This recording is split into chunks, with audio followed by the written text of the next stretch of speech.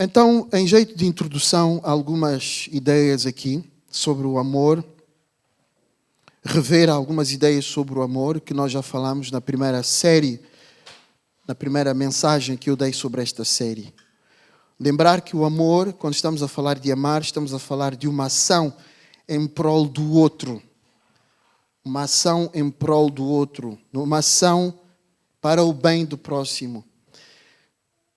E essa ação vem de toda a nossa essência. Quando nós queremos expressar amor, nós entregamos tudo o que há em nós em prol do próximo, em prol do outro.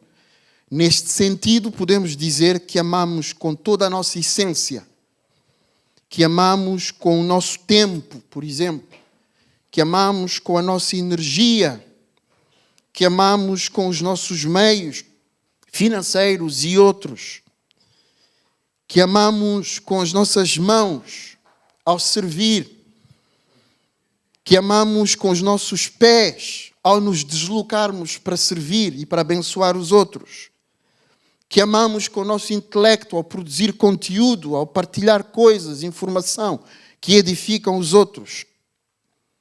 Amar e entregar o que nós temos em prol dos outros. E neste sentido podemos dizer também, e este é o tema desta manhã, que podemos e devemos amar com as nossas palavras. Daí amar com bendição. Começo desde então com uma pergunta. Será que as nossas palavras que nós usamos regularmente são usadas para amar os outros? Será que as nossas palavras expressam amor? Será que as nossas palavras abençoam os outros? Algumas reflexões sobre a palavra. Em primeiro lugar, as palavras têm poder. As palavras têm poder. As palavras têm consequência na vida dos outros. E por isso também devem ser usadas com muita sabedoria. Tudo o que tem poder, tudo o que pode trazer consequências na vida dos outros, deve ser usado com muita sabedoria, com muito cuidado. E a palavra é uma das coisas que nós mais usamos na nossa vida. Desde que acordamos e nos deitamos, estamos a comunicar com os outros. Estamos a falar com os outros. Estamos a usar a palavra para com os outros. E ela tem poder. A palavra tem poder para transformar mentes. Não sei se se lembram do famoso discurso de Martin Luther King. I have a dream. O discurso que ele fez nos anos 60. Que é um discurso que foi feito numa época de trevas nos Estados Unidos da América. Por causa da discriminação racial que havia, ainda há, mas naquele tempo, uma dimensão muito maior. Com uma espécie de apartheid a reinar nos Estados Unidos ainda. Martin Luther King, um lutador contra a injustiça, fez um discurso que ficou famoso e que é lembrado ainda nos nossos dias.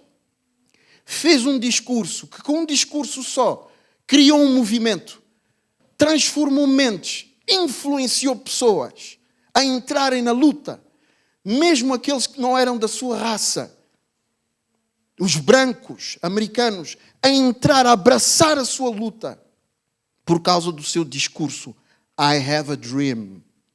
Palavras têm poder. É por isso que eu preparo bem, procuro pelo menos preparar bem as pregações. Porque as palavras têm poder. E eu sei que eu posso influenciar as vossas mentes com as palavras que eu partilho aqui. As palavras têm poder para trazer confiança ou para quebrá-la. E este tema é particularmente importante quando nós pensamos em comunidades. Qualquer órgão social que funciona no ambiente de comunidade, nós podemos aplicar estes princípios a qualquer um destes órgãos. E eu gosto de pensar em dois, em particular, que estão correlacionados, estão ligados. A família e a igreja. A família e a igreja. E estas palavras são relevantes para estes dois órgãos da sociedade. Palavras podem trazer confiança ou podem quebrar a confiança. E nós conhecemos comunidades, famílias e comunidades, igrejas, onde não há confiança. Onde a confiança uns com os outros foi quebrada. É quebrada muito por causa da forma como se faz o uso da palavra. Eu conheço igrejas que se dividiram, partiram-se pelo meio, por causa da maneira como os indivíduos daquela igreja usam a palavra uns com os outros. A palavra tem o poder de trazer arrependimento ou atrapalhar o arrependimento. A palavra tem o poder de gerar alegria e motivação ou matar a alegria e a motivação. As palavras têm o poder de trazer cura ou de trazer doença emocional. As palavras têm o poder de reconciliar ou de partir relações, de quebrar relações no meio. As palavras têm poder de adoecer e de matar. Vocês não sei se têm vivido isso, mas eu conheço uma história de alguém, aliás, duas situações em que pessoas morreram literalmente, perderam a vida pela maneira como alguém falou com elas. Elas perderam a vida. Então, palavras podem matar e podem dar vida. O que é que Tiago, o apóstolo, nos diz aqui? Só uma breve introdução em relação ao contexto de Tiago. Pode ser relevante aqui para a nossa mensagem de hoje.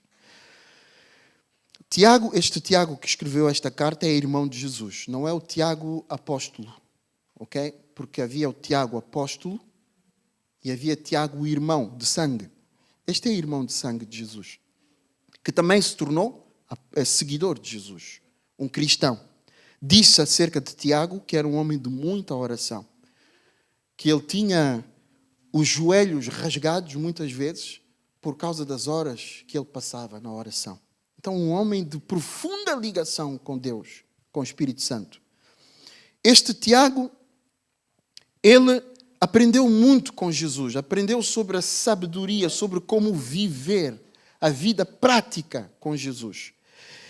E dizem os estudiosos acerca dele que ele escreveu o texto dele aqui de Tiago num estilo muito parecido com o estilo da sabedoria do Velho Testamento, que encontramos em Eclesiastes e em Provérbios. Obrigado. Portanto, ele usou o mesmo estilo. Tiago está preocupado com as questões práticas, não com a teoria. Tiago está preocupado em como é que a fé que dizemos ter, o amor que devemos ter, a devoção que devemos ter, de que dizemos ter em relação a Deus, pode tomar uma expressão prática. Tiago está preocupado em saber como é que alguém pode mostrar a sua fé pela maneira como vive e não pelo discurso. Não pelo discurso que tem.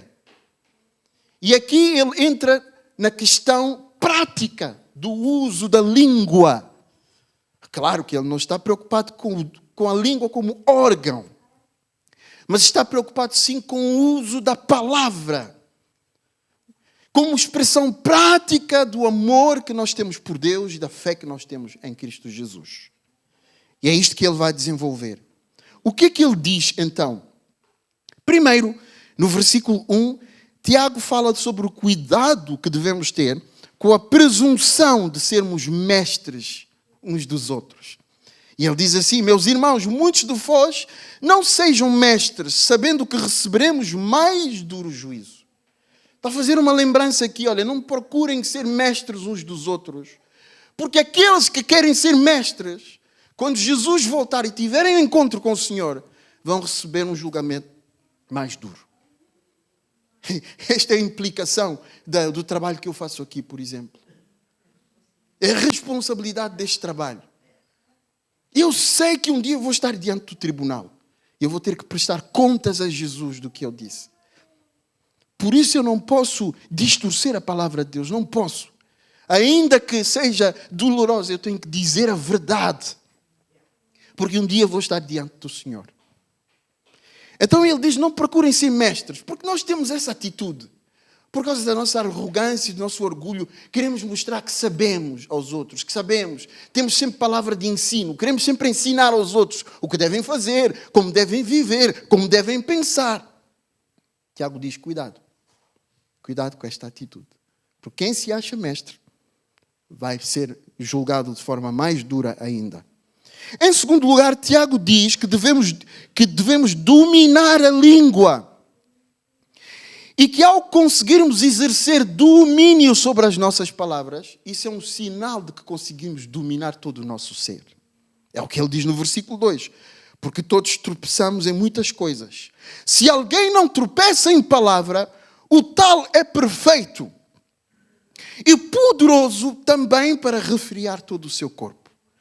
Ou seja, quem domina a sua palavra, exerce domínio e não é dominado pelos impulsos de falar qualquer coisa em qualquer altura, ele sinaliza que é uma pessoa que é capaz de dominar todo o seu ser, todas as outras áreas da sua vida.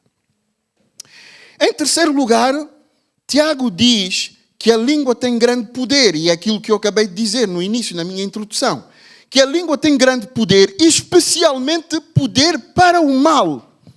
E que a língua é um órgão difícil de controlar. Versículos 4, 5 e 6. Ele diz assim, vede também as naus, está a fazer uma comparação com os barcos, que sendo tão grandes e levadas de impetuosos ventos, se viram com um bem pequeno leme para onde quer que a vontade daquele que a governa o faça. Ou seja, a língua é um instrumento tão pequenino, um órgão tão pequenino, mas com ele podemos fazer grandes coisas. Assim também a língua é um pequeno membro e gloria-se de grandes coisas. Vede quão grande bosque um pequeno fogo pode incendiar. Mais uma comparação com a floresta. Eu tive a infelicidade de viver isso há uns anos atrás, na minha adolescência. Eu e um amigo meu, acho que tínhamos 11, 12 anos, quisemos experimentar o poder de uma chama. Fomos a um matagal, no verão, estava a erva toda seca, e o meu amigo pegou num isqueiro e ele disse, vamos aqui acender o isqueiro. Acendemos o isqueiro, uma pequenina chama, de repente, tornou-se uma chama gigantesca. Criámos um incêndio no mato, de tal forma que os bombeiros foram chamados, nós fugimos, eu fiquei com tanto medo que fugi e vi a cena à distância, porque realmente o incêndio ultrapassou a área desta sala. Era uma coisa incrível. Mas foi provocado por uma pequenina chama. Tiago está a dizer aqui que a língua é um órgão tão pequenino, pode criar uma chama gigantesca se nós não a soubermos dominar. Sim, voltando ao exemplo anterior, por que há igrejas que se dividem por causa da língua? É isto que Tiago está a dizer. Uma palavra, uma expressão mal dita, alguma coisa mal contada, de repente incendeia toda uma comunidade. E já está toda a gente dividida e ninguém se entende. É isso que Tiago está a dizer aqui. Que a língua tem poder. Mais uma vez, meus caros, se a língua tem tanto poder, se as palavras têm tanta possibilidade, devemos, com muita responsabilidade, utilizá-las e refriá-las, como diz aqui o texto. Ele diz também no versículo 6, a língua também é um fogo, como mundo de iniquidade. A língua está posta entre os nossos membros e contamina todo o corpo. E inflama o curso da natureza e é inflamada pelo inferno. A língua é inflamada pelo inferno. Isto é um aspecto que ele vai desenvolver melhor daqui a pouco. Mas o que ele no fundo está a dizer, o inferno que pode existir no nosso coração, pode inflamar a nossa língua para o mal, para nos levar a usar a língua para o mal.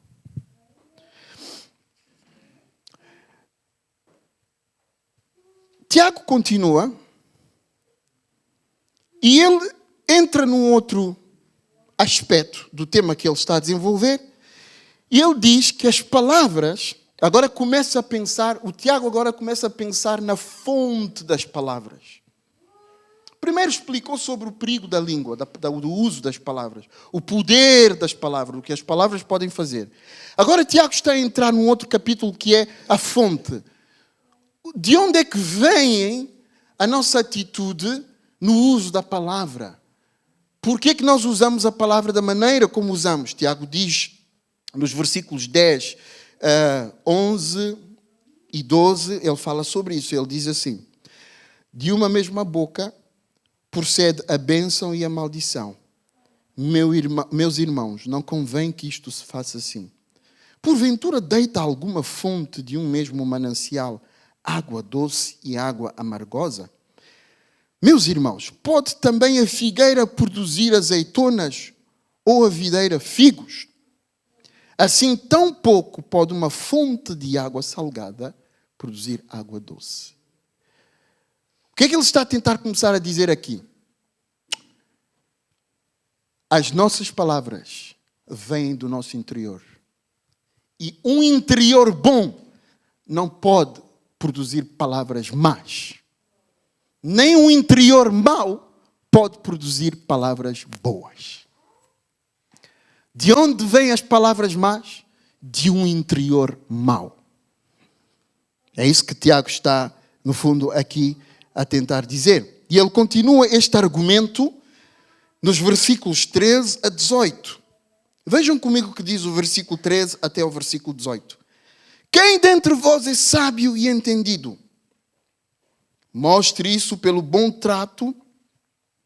Mostre pelo seu bom trato as suas boas obras em mansidão e sabedoria.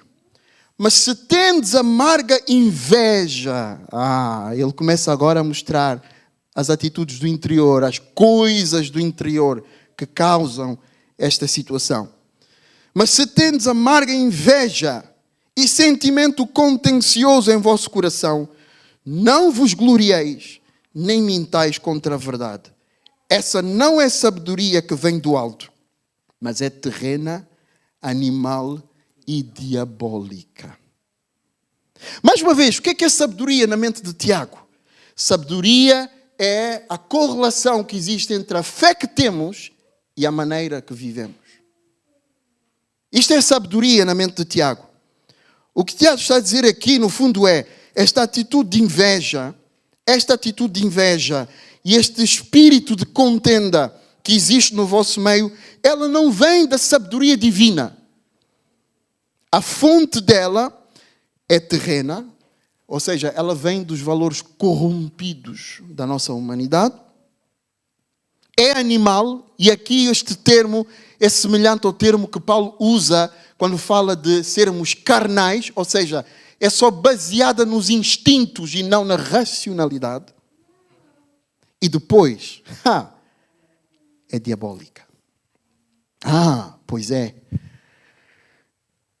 Para nós que acreditamos na existência do diabo como uma pessoa que representa o mal, o diabo está inteira e intensamente envolvido no processo de causar contendas através da má língua. Ele participa, ele estimula. Mas ele estimula o quê? Ele usa coisas que já existem. O que é que já existe? Os valores corrompidos da sociedade. E mesmo alguém que se diz um homem, uma mulher de fé, de repente pode-se dar conta a funcionar e a viver com base em valores corrompidos da sociedade.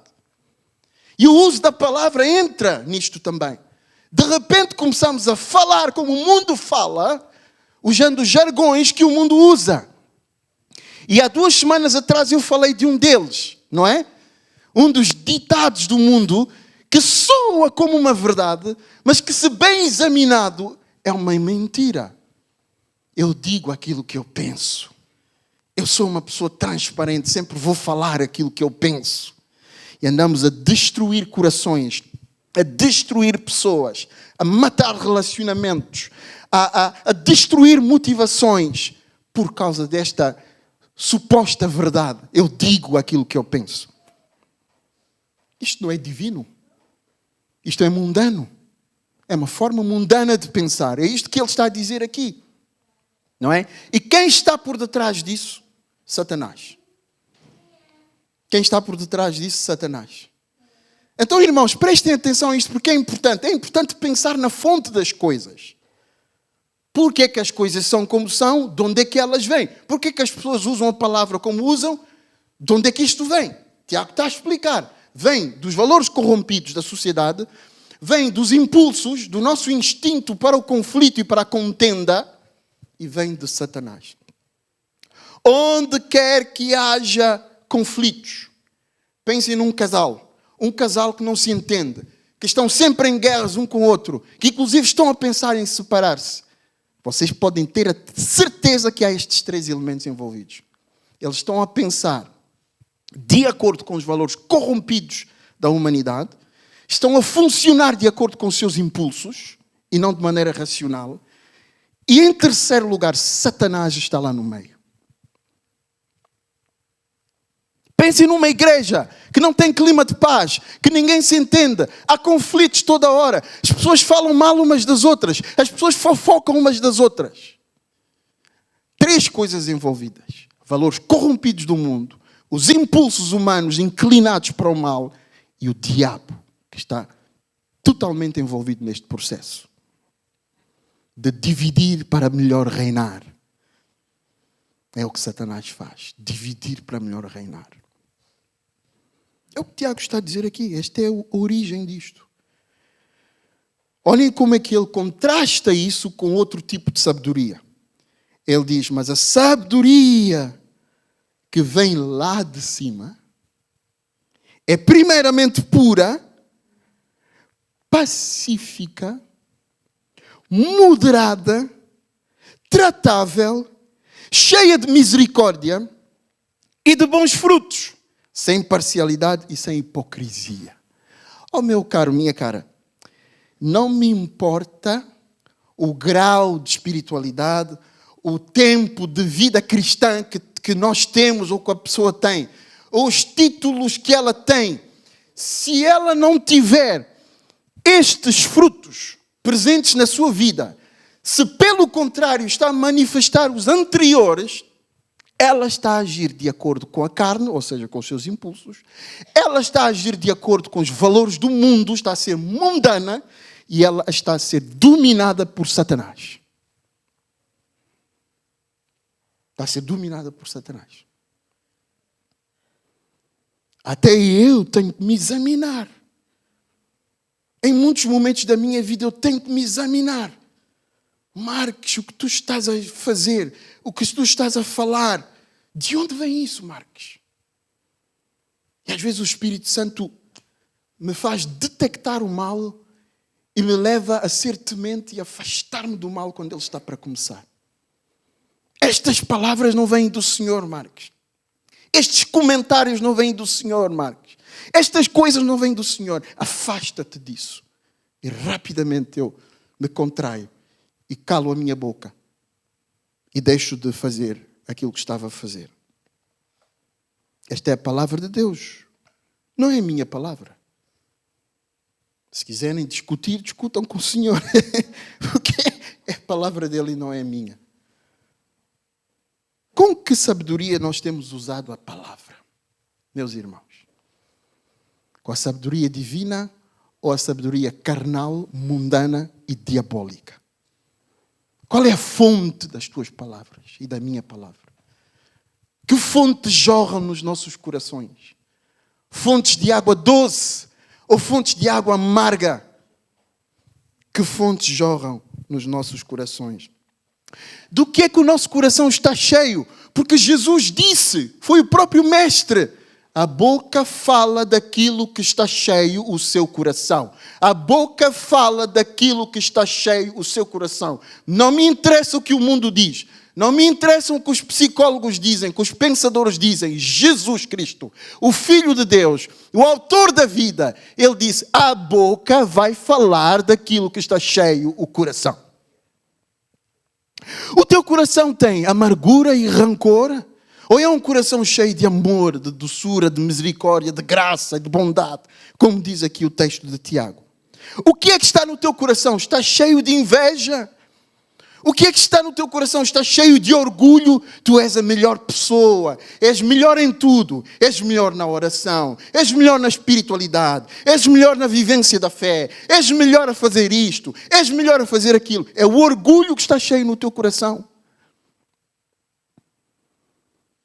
Que o teu discurso às vezes assemelha-se a alguém que se põe na mesma posição que o Senhor. Porque foi isso que Satanás fez, e fez Satanás cair. Satanás disse, olha, eu vou ser como ele, o Altíssimo. Vou ser igual a Deus. E há pessoas que falam de si próprias como se fossem iguais a Deus. São tão perfeitas, tão boas a fazer tudo. Não têm nenhum defeito naquilo que fazem. Só falta realmente Deus pôr uma luz sobre elas para a gente dizer, temos aqui mais um Cristo à nossa frente. E o orgulho, a inveja, a amargura, estas três coisas que o Tiago fala aqui, são uma das principais componentes, ingredientes dos nossos corações que estão presentes no mau uso da língua para com os outros. Então, meus irmãos, algumas reflexões práticas. Porque alguém poderá perguntar, Pastor Marcos, então como é que nós fazemos? Bom, em primeiro lugar, eu já disse isso uma vez, e neste tema de aprender a amar os outros com a palavra, número 1, Tiago diz isso no capítulo 2, se não me engano. Aprendam a ser tardios no falar e prontos para ouvir. Eu vou dizer isso de uma outra forma, bem direta. Temos de aprender a estar calados, por vezes.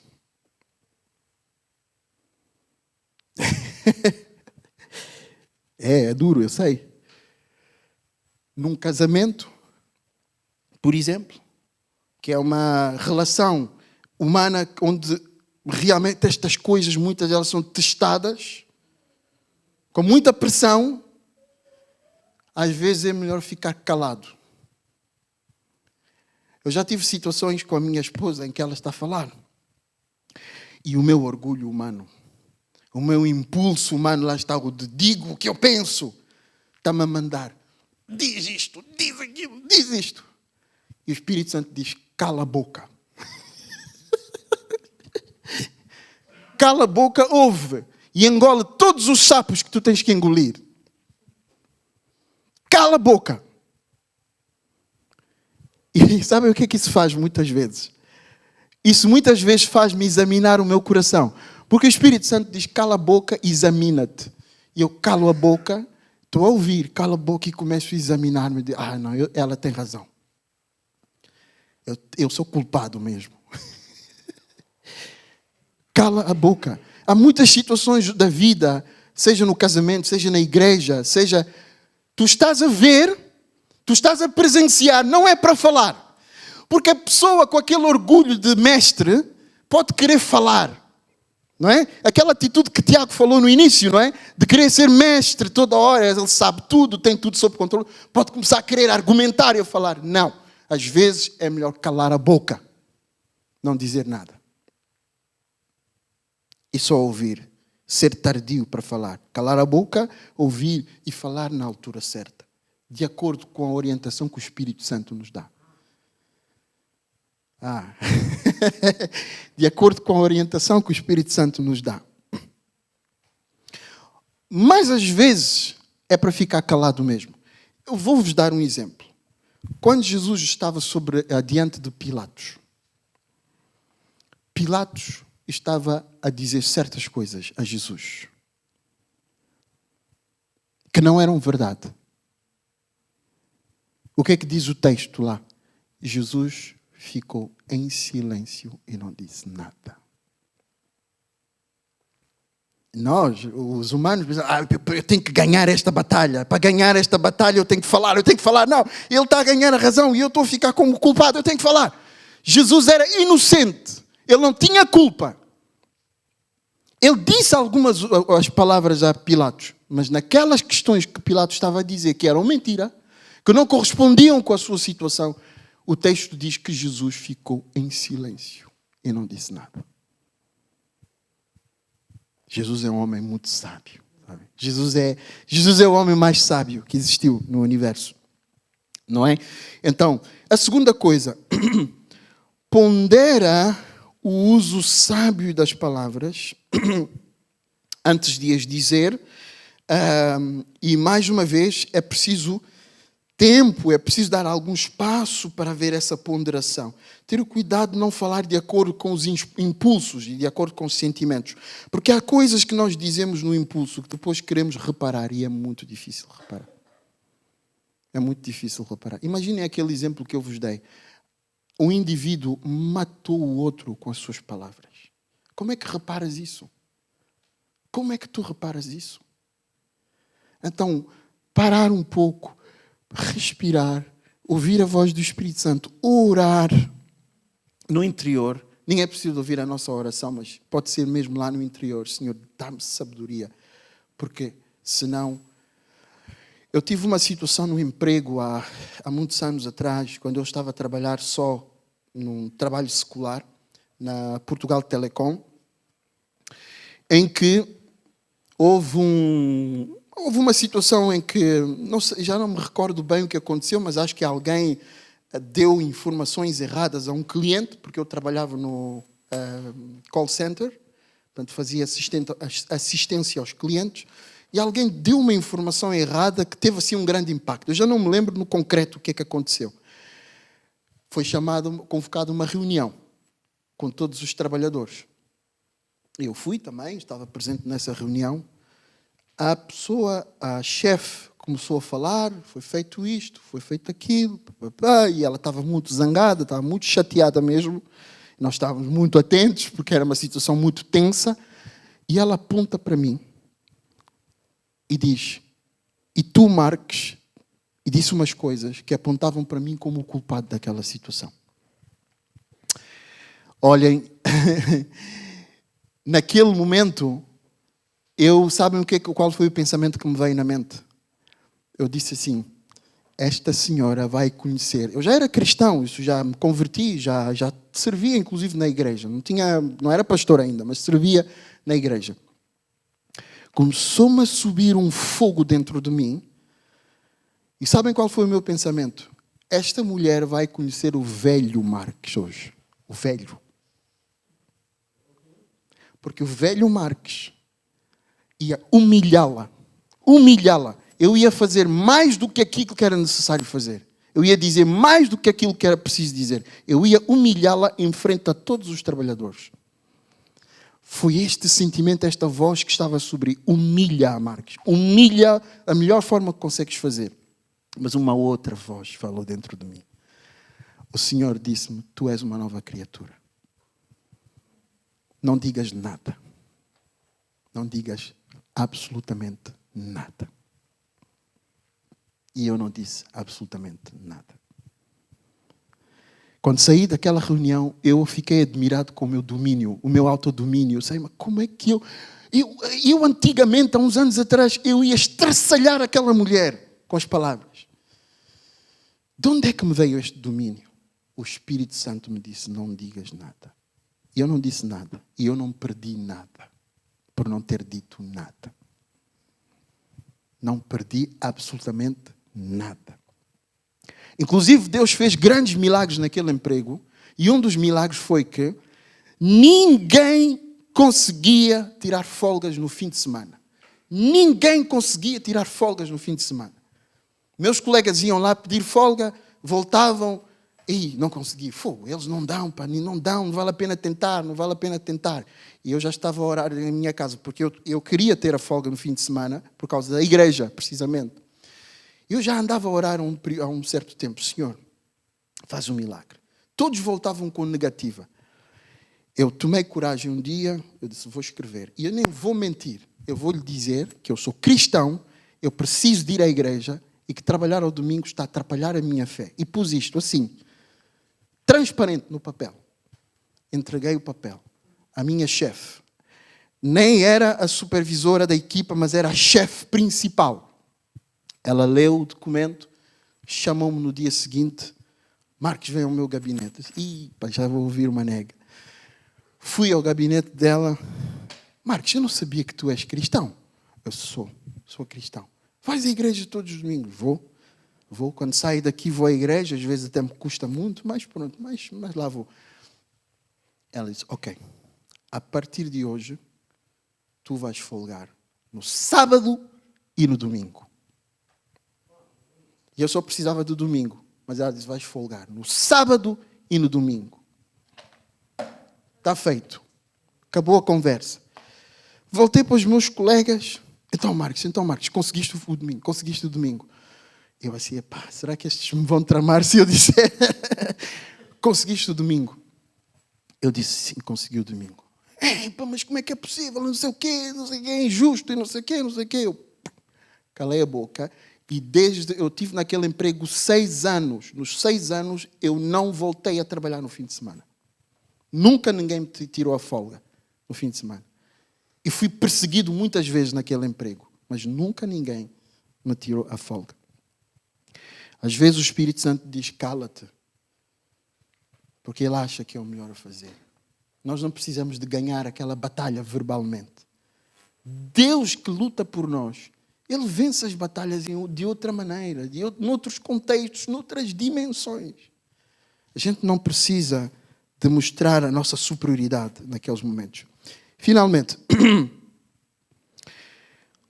eu acho que é muito importante, nestes meus últimos minutos da mensagem, gostava de dizer isso.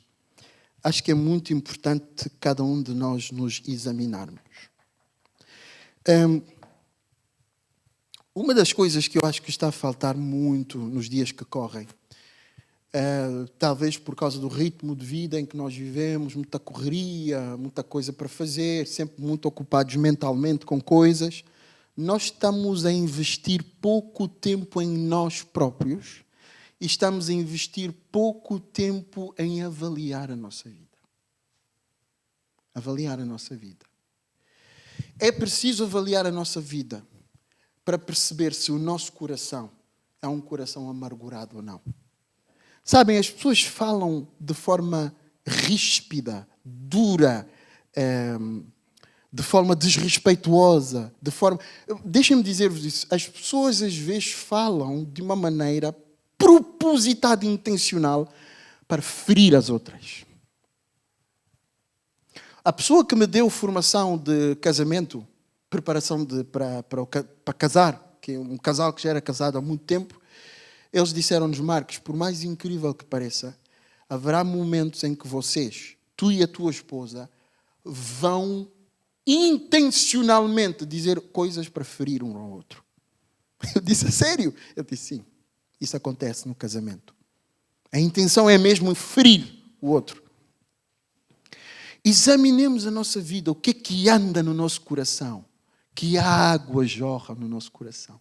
É a amargura, é a dor, temos ressentimentos, temos rancores, temos traumas para resolver. Eu sempre digo isso, é importante analisar isso. Porque se há, procurem ajuda. Porque vais viver com esta dor, com este ressentimento, com este trauma por muito tempo. E vais ser uma pessoa amarga no falar.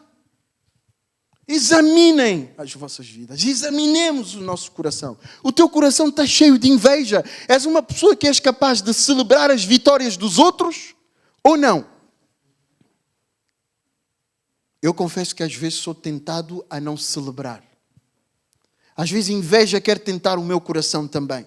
Mas mais uma vez eu me lembro que eu já sou uma nova criatura. Que eu não preciso de viver dominado pela inveja. E eu declaro a mim mesmo, naquele momento em que a inveja está a subir, eu declaro para o meu coração, eu sou filho de Deus, eu posso celebrar a vitória desta pessoa. E a disposição emocional do meu coração muda. Muda. Nós não precisamos de ser dominados pela inveja. Podemos celebrar as vitórias dos outros e aquilo que Deus faz na vida dos outros. Façamos uma autoanálise. Finalmente, será que és uma pessoa orgulhosa? Será que és uma pessoa orgulhosa? Vou repetir a pergunta. Será que o teu coração é um coração cheio de orgulho. Pensas de ti próprio mais do que convém, como diz Paulo. Trata o orgulho. O orgulho pode ser tratado. Eu, inclusive, vou-vos dizer, eu sei como ajudar alguém pela preparação espiritual e formação que eu tenho, experiência de ministério. Eu posso ajudar-te a ser curado do orgulho. Posso trabalhar contigo em aconselhamento para tu trabalhares o orgulho. Porque o orgulho é um problema enorme. O orgulho traz consigo muitas doenças. O orgulho traz consigo muitas atitudes erradas. O orgulho prejudica a pessoa e as pessoas à sua volta. Trabalhem o orgulho. Não deixem o orgulho passar assim. Irmãos, este é o meu encorajamento para todos. Que Deus vos anime e que estas palavras tragam cura e libertação e vitória.